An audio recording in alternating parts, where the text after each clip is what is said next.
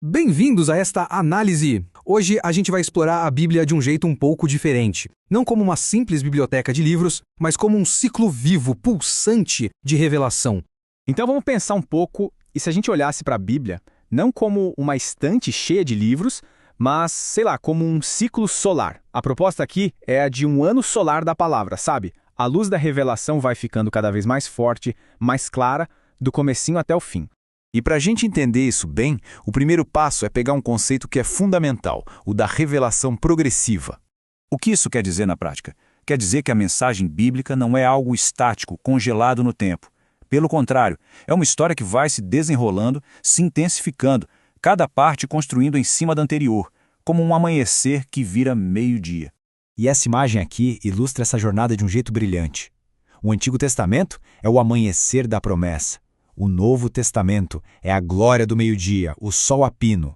E o Apocalipse? O Apocalipse é o poente, que na verdade não é um fim, mas a porta que se abre para a eternidade. Tá, mas como a gente vê essa estrutura no texto? A chave, e isso é surpreendente, está na ordem original do Antigo Testamento, uma ordem que o próprio Jesus fez questão de validar. Olha que interessante. Quando Jesus fala da lei, os profetas e os salmos, ele não está só fazendo uma lista dos livros preferidos dele, né? De jeito nenhum. O que ele está fazendo é algo muito mais profundo. Ele está endossando a própria arquitetura divina do Antigo Testamento. A estrutura original, aquela que conta uma história coesa e com um propósito. E aqui a gente vê o impacto disso. É uma diferença brutal na mensagem. A ordem tradicional que a maioria das nossas Bíblias segue termina em Malaquias, com uma nota de juízo, de silêncio.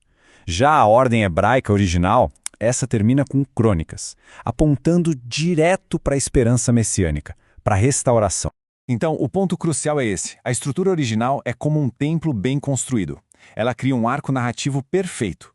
Começa com a promessa lá na lei, passa pela interpretação dos profetas e culmina na esperança espiritual dos escritos, sempre apontando para frente.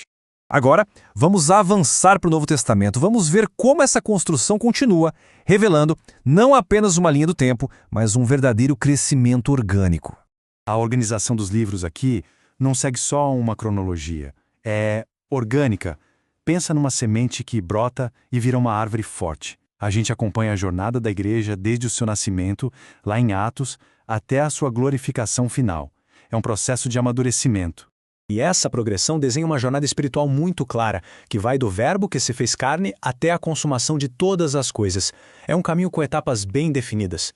O mais incrível é que essa revelação progressiva não vale só para a história da igreja como um todo.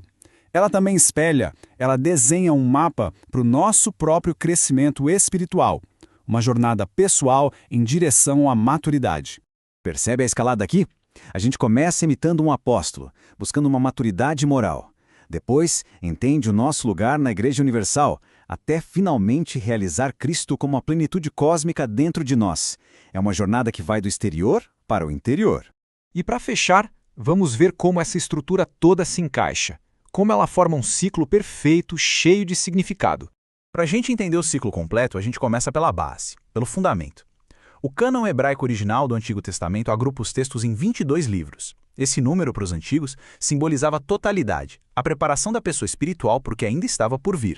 A essa base, a gente soma os 27 livros do Novo Testamento. E eles não só continuam a história, não. Eles manifestam, eles completam a pessoa espiritual agora plenamente realizada em Cristo.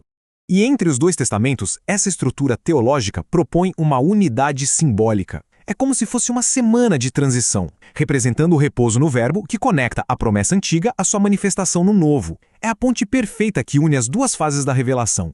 Somando tudo, chegamos ao número 50. Mas por que esse número é tão importante? O que ele significa? 50 é o número do Pentecostes, da plenitude do Espírito.